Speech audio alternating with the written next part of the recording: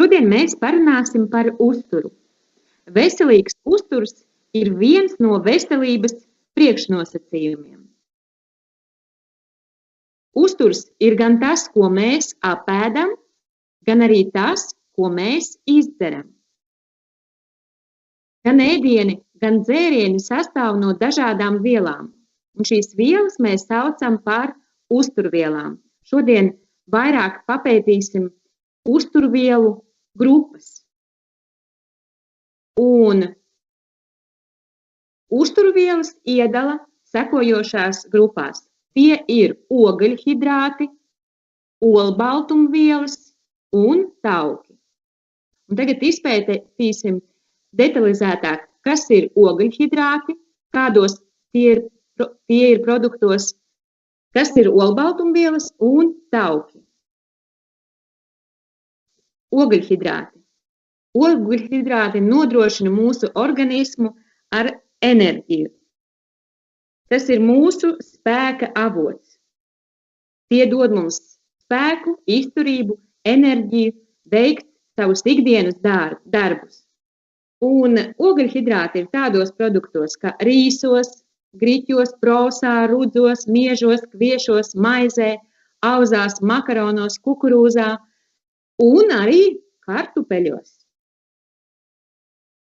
Ņem vērā, ka kartupeļu ir ogļhidrātu produkts. Otrā grupa – olbaltumvielas. Olbaltumvielas ir svarīgākā organisma sastāvdaļa. Olbaltumvielas palīdz mums augt, attīstīties. Tie darbojās kā būvmateriāli, kas veido mūsu ķermeni. Un olbaltumvielas ir tādos produktos kā gaļa, zīvis, jūras produktos, olās, pienā, dažādos piena produktos, pākšaugos, zirņos, pupiņās, riekstos un sēklās. Un ņem vērā, ka visvērtīgākās olbaltumvielas ir pienā un olās. Trešā grupa ir tauku saturošie produkti. Un tauku saturošie produkti veido mūsu enerģijas rezerves, kā arī uzlabo ēdiena garšu un rada sāta sajūtu. Visvērtīgākie tauku saturošie produkti ir zivju eļļa un augu eļļas. Un vēl tauku saturošie produkti ir ķirbju sēklu eļļā, līnu sēklu eļļā, zivju eļļā, sviestā, margarīnā un peķī. Atsevišķi atšķir dārzeņus un augļus, jo tie satur daudz vērtīgu un mūsu organismam vajadzīgu vielu, piemēram, vitamīnus un minerālvielas.